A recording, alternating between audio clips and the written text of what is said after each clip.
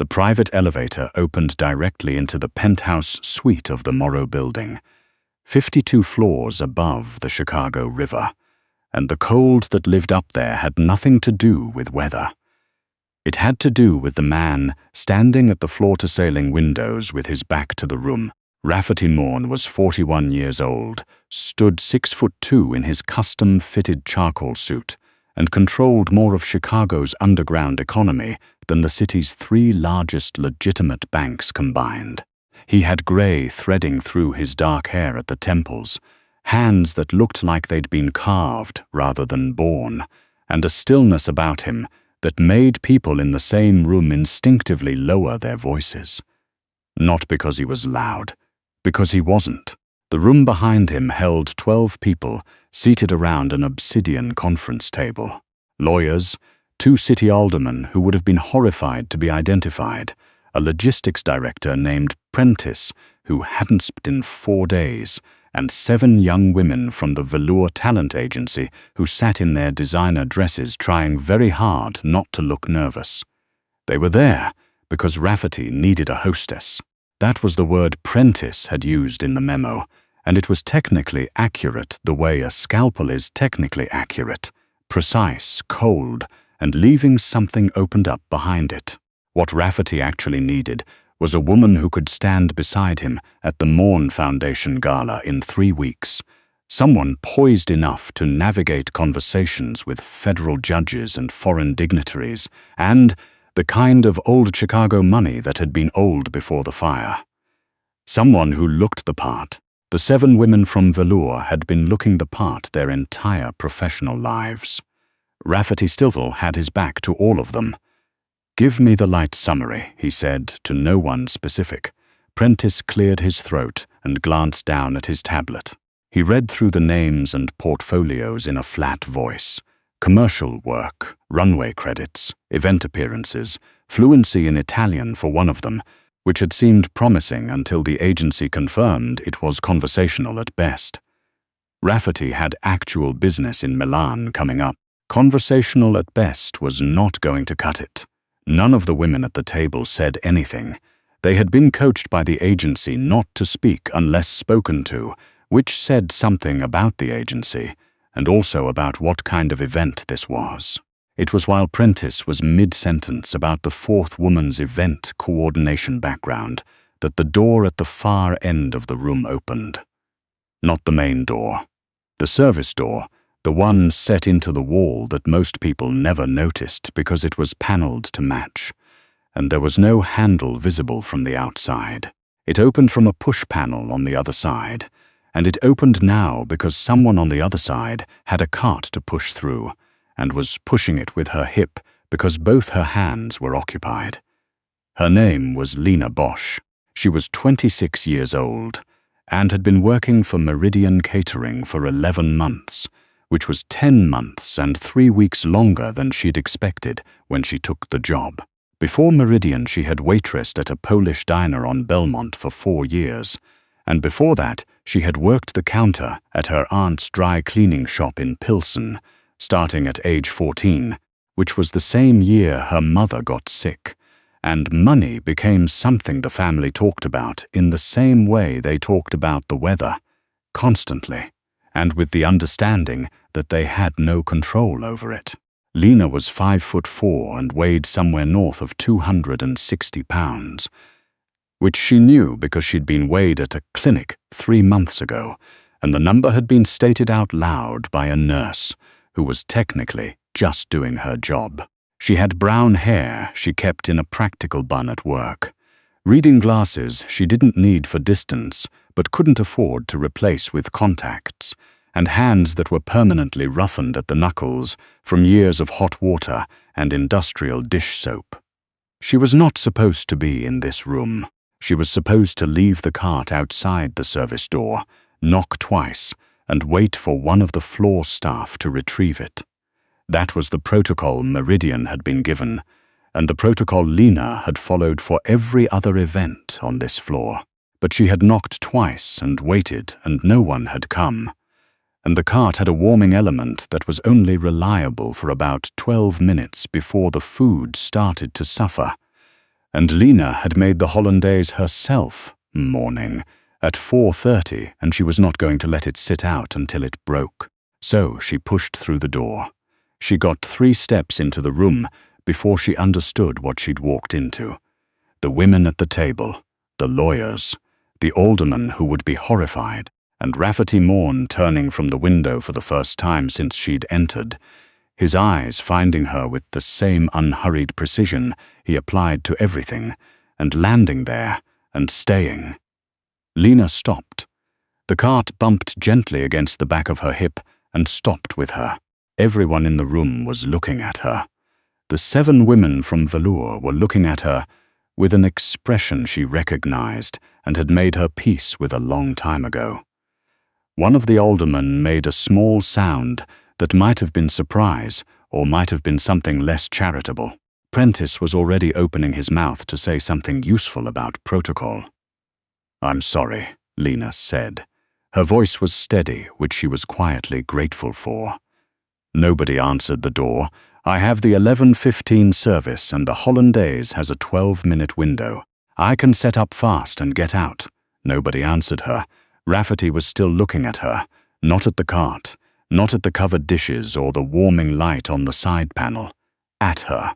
The way he looked was completely level, not the once-over she'd learned to preempt in rooms like this, not calculating the way Prentice behind him was calculating, just steady, like he was trying to place something.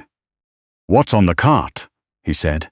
Lena blinked. "Eggs Benedict, mini quiche with Gruyere and leek, seasonal fruit. The hollandaise is from scratch."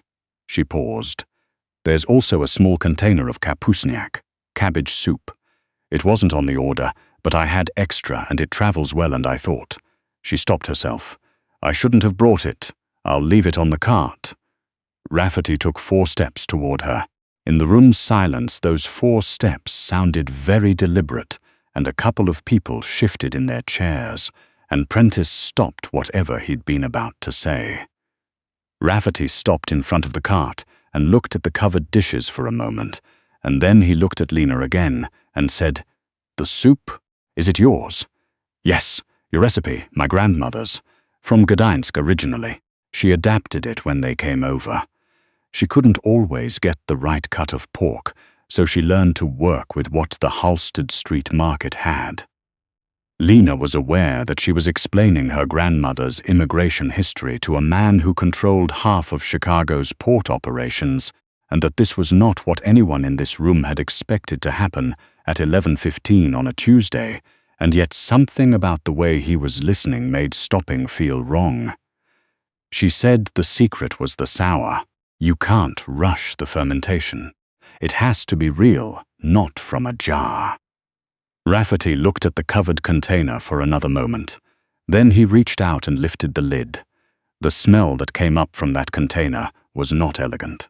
It was not the kind of smell that belonged in a room with floor-to-ceiling windows and an obsidian conference table, and 7 women from the Velour talent agency. It was dense and deep and slightly sour and warm in a way that was almost physical. The smell of something that had been cooking for hours, slowly with intention, the way people cooked when cooking was the main thing they had to give. The room went very quiet. Not the quiet of discomfort, something else. Rafferty stood over that container for a long time, not moving, and on his face something happened that no one in the room, not Prentice, not the lawyers, not the 7 women who had been carefully vetted by the Velour agency, had ever seen happen on his face before. He looked young for a moment. That was the only way to describe it.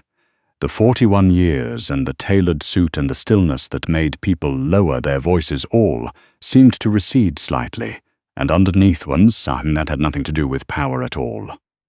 He replaced the lid. He turned to Prentice. "We're done here," he said. "Thank the women from Velour for their time." Prentice stared at him. "Rafferty, tell them we'll be going in a different direction." The room began the slow, stunned process of reorganizing itself. Chairs moved. The aldermen gathered their things with practiced political blankness. The 7 women from Velour, to their credit, left without comment. though one of them looked at Lana on her way out with an expression that mixed confusion and something that might have been, strangely, curiosity.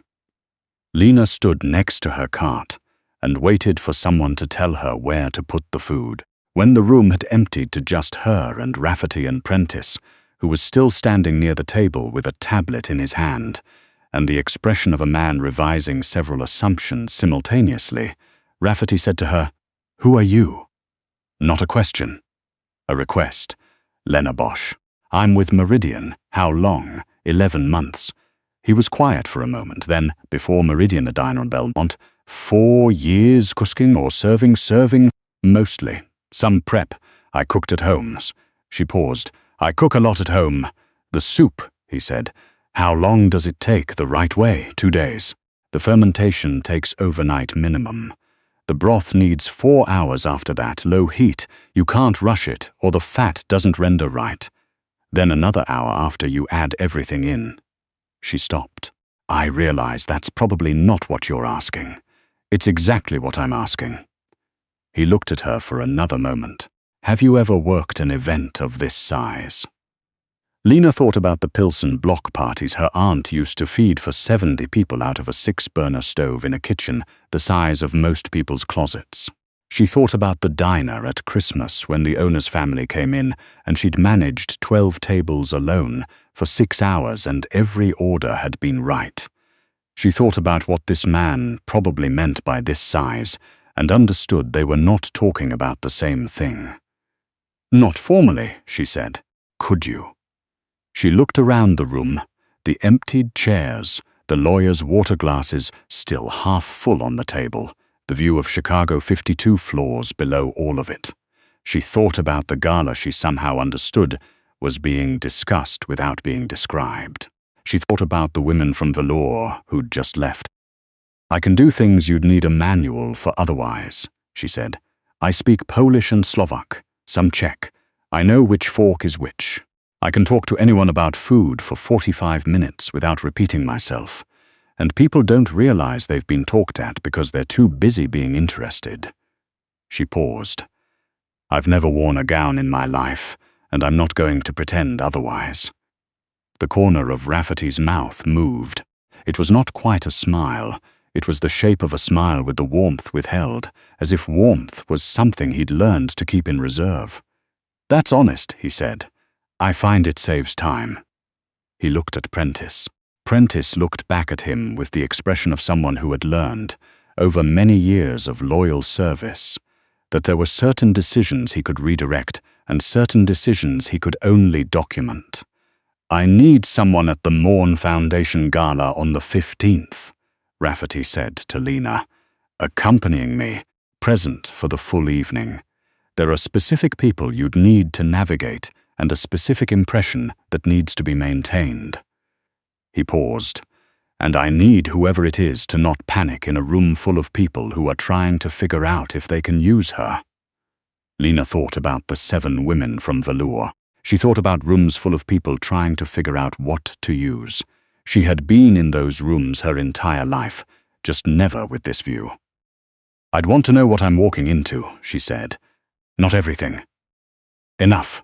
That's fair. And I'd need to tell my manager at Meridian. I won't disappear without notice. That'll be handled. She looked at him. You fired 7 women for a container of cabbage soup. I fired 7 women, Rafferty said, because none of them reminded me of anything that mattered. The room was very quiet. Outside the windows, Chicago continued 52 floors below, grey and enormous and entirely indifferent to what had just happened in this room. All right, Lena said. 3 weeks. That was how long Prentice had told her she had before the Mourne Foundation Gala, and in those 3 weeks, Lena learned more about Rafferty Mourne than she had expected to, and more about herself than she particularly wanted to. The learning came in pieces. There was the afternoon Rafferty's car picked her up from the Pilsen apartment she shared with her roommate, Darcy, for what Prentice's message had called a briefing, and what turned out to be a 4-hour sit-down in a private dining room at a restaurant so quiet it felt like a library. where she was given a document listing 47 people she might encounter at the gala, their relationships to the Mourne Foundation, and the subjects she should and should not raise with each of them. She read the document in full. She asked 4 questions. Rafferty answered 3 of them, and for the 4th said, "That one you'll understand when you're in the room." She accepted this and moved on. There was the evening, 11 days before the gala, when she was sent to a boutique on Oak Street with a woman named Harriet, who worked for the foundation and who was professionally warm in the way that made Lena understand immediately that nothing about this appointment would be unkind, and nothing about it would be comfortable either. The boutique had no prices visible anywhere. Lena was measured and consulted, and at no point asked her opinion about anything except color, to which she said dark green, and dark green was what they produced. She didn't see the dress until a week later. It fit. She didn't know how.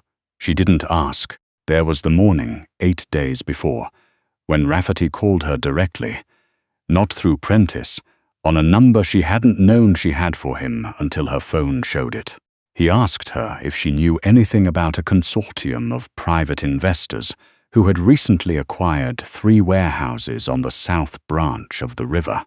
She said she'd heard from a Meridian driver that the cold storage on one of them had been improperly converted, because the driver had complained about a job he'd been sent on where the temperature logs were all wrong.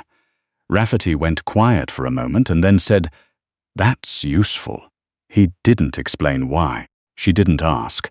She was learning not to ask about certain things. What she asked about instead, in the car rides and the briefings, and the one long Tuesday afternoon when he'd kept her past 6 and ordered food from somewhere that wasn't on any app she knew, was everything else.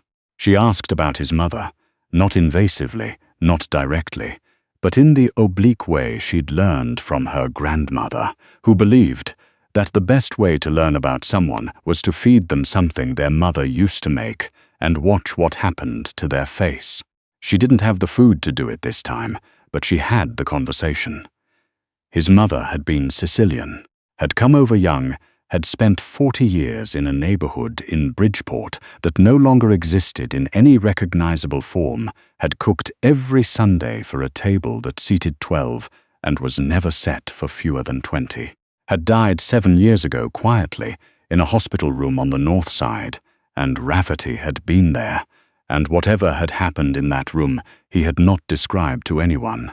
He didn't describe it to Lena either, but something in the way he went still when the subject came up, not the usual stillness, the controlled one, but something older and less chosen, told her enough.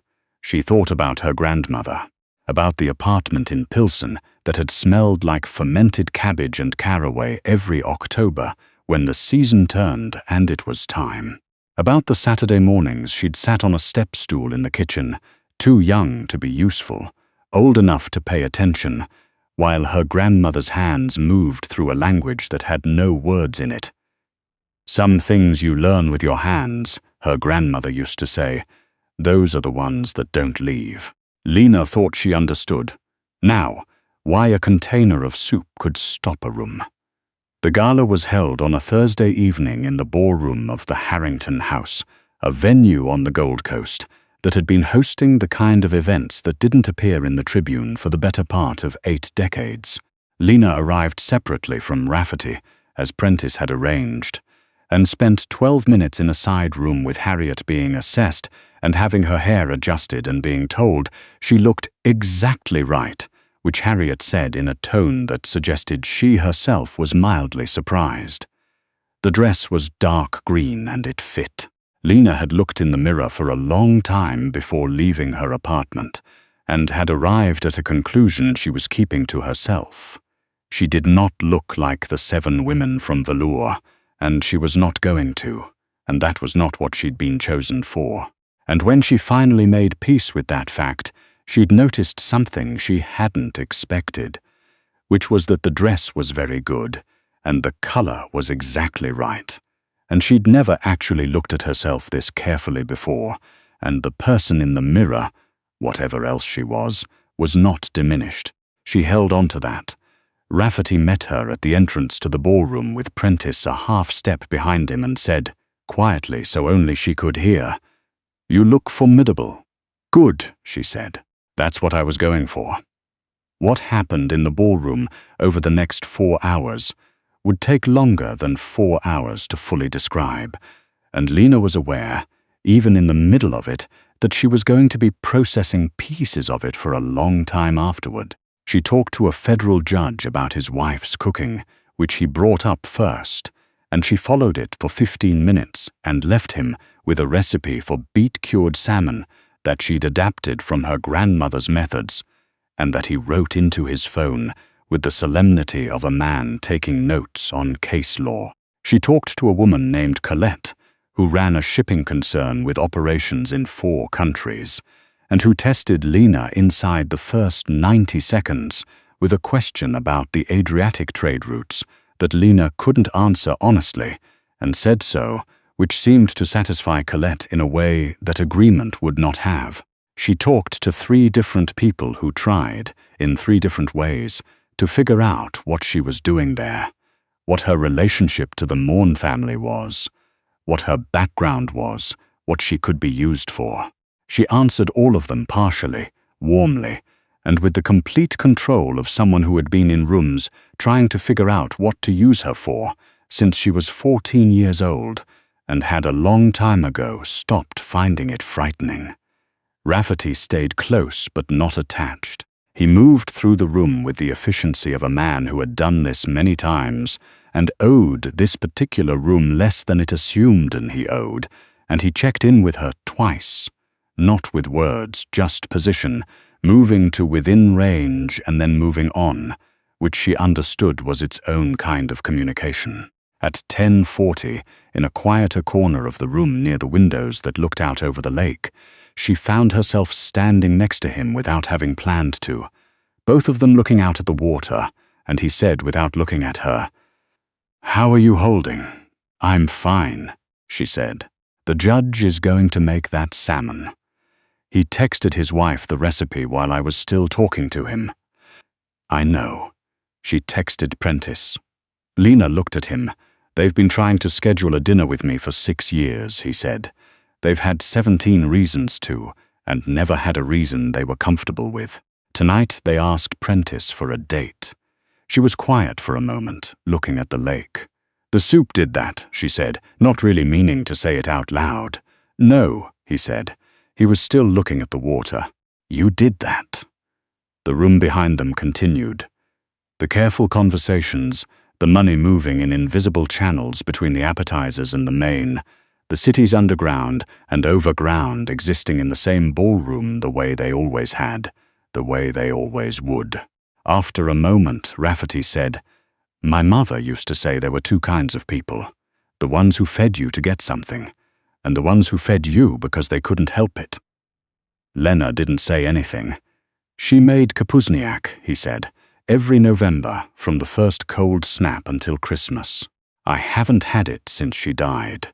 The words came out flat and even, the way his words usually did, but underneath them was the thing Lena had heard in his voice before, the older quality, less chosen. She recognized it because she had her own version of it, for different losses, same shape. "My grandmother's been gone 4 years, she said. I still cook her recipes on her birthday. I think I'm keeping an argument going with her about the amount of caraway. Who's winning her? She always knew she'd win. She just wanted me to figure it out myself." Rafferty looked at her then, for the first time since they'd moved to the window, directly, and whatever assessment lived behind his eyes had shifted in a way she couldn't name precisely, but could feel the weight of. "Come to dinner tomorrow," he said. "I'll have Prentice send the address. Is that an invitation or a briefing?" "Both," he said. "Bring the soup." She looked at him for a moment, this man who had the stillness of someone who had decided very early that warmth was a liability and had spent 30 years defending that decision, and was currently standing at a window asking for soup. "I'd need to start the fermentation tonight," she said. "I know. So you knew you were going to ask. I've known since you lifted the lid off the cart." He looked back at the lake. Some things are obvious if you're paying attention. Lena thought about her grandmother's kitchen, about the step stool and the Saturday mornings and the hands moving through something wordless, about the things you learn that don't leave. "I'll bring the soup," she said. What happened after that happened slowly, the way real things do, without the benefit of a clean narrative or the moment's landing in the right order.